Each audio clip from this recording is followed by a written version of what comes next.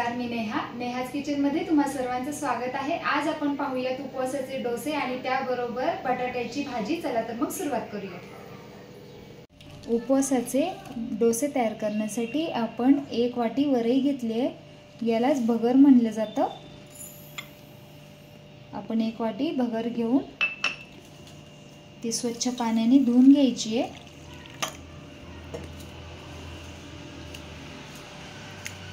जेणेकरून त्यामधले असलेली सगळी घाण आपण काढून घेऊया। भगर एकदम स्वच्छ धुवून झालेली आहे। आता आपण ही भिजत ठेवून देऊया। आणि एका वाटीमध्ये आपण 3 चमचे साबुदाणा घेतलेला आहे, तो देखील आपण एकदम स्वच्छ धुवून घ्यायचा आहे। यामध्ये पाणी घालून घेऊ आपण आणि हा देखील आपण भिजत ठेवून देऊया। आपला साबुदाणा बुडेल इतपतच आपण यामध्ये पाणी घालून घ्यायचंय। आपण भगर भिजत ठेवली होती, आता आपली भगर व्यवस्थित फुललेली आहे। आपला साबुदाणा देखील एकदम व्यवस्थित भिजला गेलेला आहे। एका मिक्सर जार मध्ये आपण ही भगर काढून घेऊया। आता यामध्येच आपण हे भिजवून घेतलेला साबुदाणा देखील टाकून घेऊया। आता आपण एक बटाटा घेतलेला आहे, तो आपण त्याची साल आपण काढून घ्यायची आहे।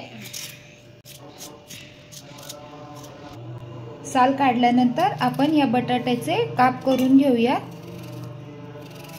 आणि पाण्यामध्ये 2 मिनिटं आपण व्यवस्थित धुवून घ्यायचे ते बटाटे। याच्यात असलेला स्टार्च आपण काढून घ्यायचा आहे। बटाटे व्यवस्थित धुवून झाले, आता आपण हे मिक्सर जार मध्ये टाकून देऊया। यामध्ये आपण 4 छोट्या मिरच्या घेतलेल्या आहेत, हिरव्या मिरच्या, त्या टाकून घेऊया आणि याची एक फाईन पेस्ट तयार करून घेऊ। तुम्ही पाहू शकता आपलं बॅटर व्यवस्थित तयार झालेलं आहे। आता आपण एका पातेल्यामध्ये हे काढून घ्यायचंय। आपण आता हे 5 मिनिटं रेस्ट करायला ठेवून देऊया। तोपर्यंत आपण बटाट्याची भाजी करून घेऊ। त्यासाठी आपण 2 बटाटे मोठ्या साईजचे उकडून घेतलेले आहेत, त्याचे आता आपल्याला बारीक बारीक असे फोड्या तयार करून घ्यायचे आहेत। तुम्ही हाताने स्मॅश देखील करू शकता। अशाच पद्धतीने आपण सगळे बटाटे कट करून घेऊ। या पद्धतीने आपण सगळे बटाटे कट करून घेतलेले आहेत। आता आपण बटाट्यांना फोडणी देऊन घेऊ। एका कढईमध्ये आपण 1 चमचा तूप घेतलेले आहे, साजूक तूप आहे। आता तूप आपलं तापलेलं आहे, आता यामध्ये आपण जिरा घालून घेऊ।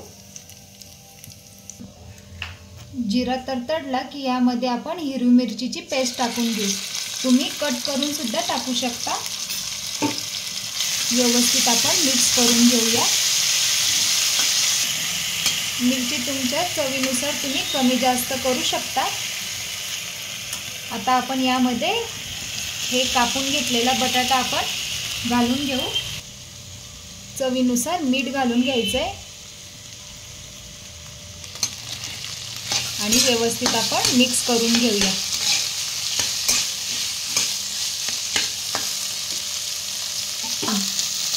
आता यामध्ये आपण शेंगदाण्याचं कूट घालून घ्यायचंय। 2 चमचे आपण शेंगदाणा कूट घालून घ्यायचंय। व्यवस्थित आपण हा बटाटा मिक्स करून घेऊया। बटाटे आपले शिजलेले आहेत, अजून 2 मिनिटं फक्त आपण हे वाफवून घेऊ। 2 मिनिटं आपण हे झाकून ठेवूया। 2 मिनिटं झालेली आहेत। आपले बटाटे आपण वाफवून घेतलेले आहेत। आता आपण गॅसची फ्लेम ऑफ करून घेऊ। आता आपण डोसे तयार करायला घेऊ। आता या बॅटर मध्ये आपण चवीनुसार मीठ घालून घ्यायचंय। एकदम व्यवस्थित आपण हे आपलं बॅटर हलवून घ्यायचंय। तुम्ही पाहू शकता अशी कन्सिस्टन्सी पाहिजे आपल्या बॅटरला। तवा आपला तापलेला आहे।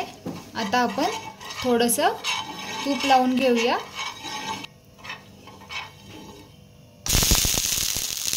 थोडंसं पाणी शिंपडलंय। आता याच्यावरती आपल्याला बॅटर टाकून घ्यायचं आहे आणि आलाद हाताने बॅटर आपलं पसरवून घ्यायचं आहे।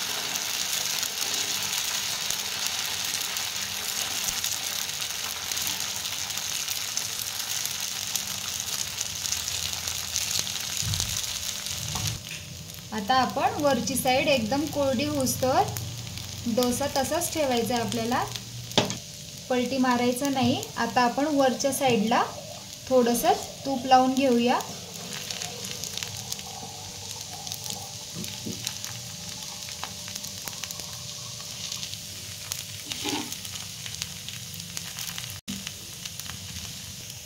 तुम्ही पाहू शकता वरची साईड आपली एकदम कोरडी झालेली आहे। मीडियम गॅसवरच आपण आपला डोसा शेकायचा आहे। लालसर दिसतंय। आता आपण हे डोसा पलटी मारून घ्यायचा आहे। सर्वात आधी आपण त्याच्या कडा मोकळ्या करून घेऊया।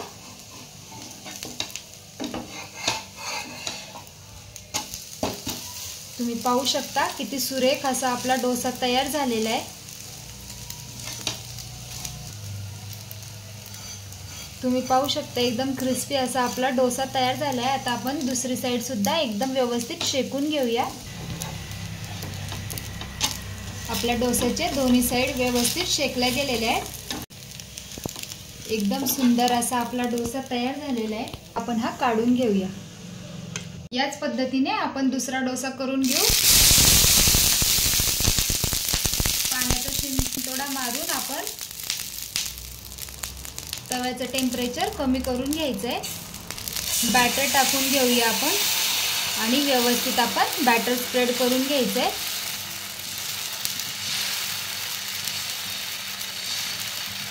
एकदम सोपी रेसिपी आहे ही।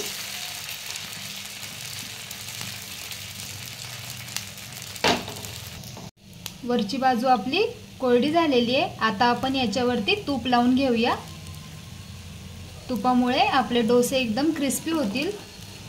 तुम्ही याच्या जागी बटरचा किंवा तेलाचा वापर देखील करू शकता। गॅसची फ्लेम मीडियम ठेवायची आहे। आता आपण डोस्याची एक बाजू व्यवस्थित शेकून घ्यायची। आता आपण पहिले कडा सोडवून घेऊया।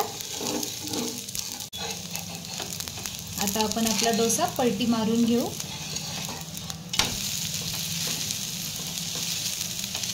किती सुरेख कलर आलेला आहे। आपला डोसा एकदम सुंदर झालेला आहे। खायलाही एकदम चविष्ट लागतो। एकदा नक्की ट्राय करा। आता आपण डोस्याची दुसरी बाजू शेकून घेऊया। आपला डोसा दोन्ही बाजूनी व्यवस्थित शेकला गेलेला आहे। एकदम क्रिस्पी असा आपला डोसा तयार झालेला आहे। तुम्ही पाहू शकता। आता आपण हा दुसरा डोसा देखील काढून घेऊया। तुम्ही पाहू शकता किती क्रिस्पी झालेले आहेत आपले डोसे।